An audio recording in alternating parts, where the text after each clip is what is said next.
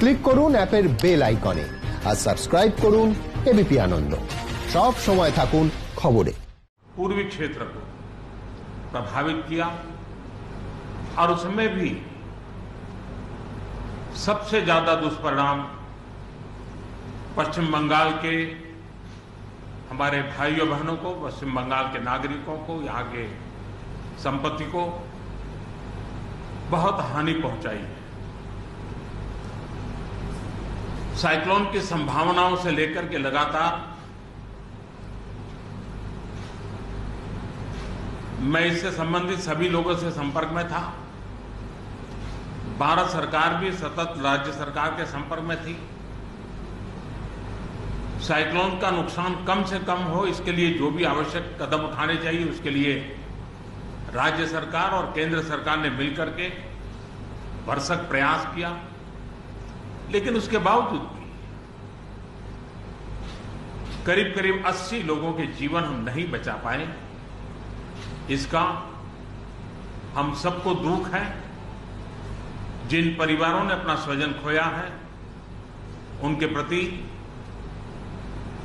केंद्र सरकार, राज्य सरकार और हम सबकी संवेदनाएं हैं और इस संकट की घड़ी में हम उनके साथ हैं।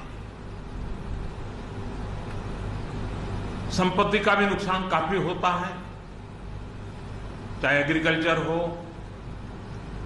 चाहे पावर सेक्टर हो, चाहे टेलीकम्युनिकेशन हो,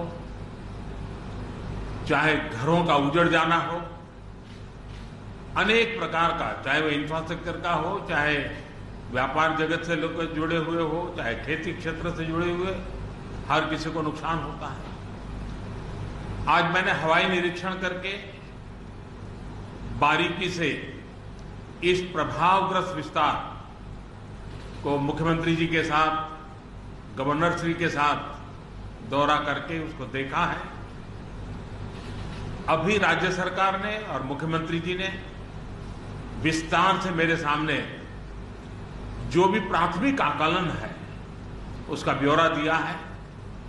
हमने तय किया है कि हो सके उतना जल्द डिटेल में सर्वे हो, कृषि का हो, पावर सेक्टर का हो, टेलीकम्युनिकेशन का हो, घरों की जो स्थिति है, इंफ्रास्ट्रक्चर की जो स्थिति है, केंद्र सरकार की तरफ से भी तत्काल एक टीम आएगी और वो टीम इन सभी क्षेत्रों में सर्वे करेगी और हम मिल करके रिहेबिलिटेशन हो, रिस्टोरेशन हो, रिकंस्ट्रक्शन हो, उसकी व्यापक योजना बना करके बंगाल की इस दुख की घड़ी में हम पूरा साथ देंगे, सहयोग देंगे और बंगाल जल्द से जल्द खड़ा हो जाए, बंगाल जल्द से जल्द तेज गति से आगे बढ़े, इसके लिए भारत सरकार कंधे से कंधा मिला करके काम करेगी और जो भी आवश्यकताएं होगी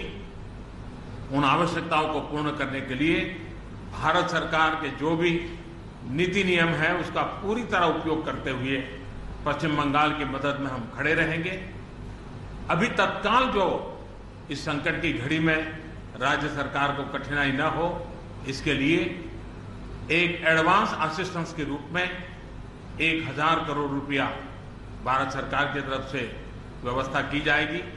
साथ साथ जिन परिवारों ने अपने स्वजन खोए हैं उन परिवारों को प्रधानमंत्री राहत कोष से 2 लाख रुपया और जिन लोगों को इंजरी हुई है उनको 50,000 रुपये तक की सहायता देने का भी हम प्रधानमंत्री राहत कोष से करेंगे।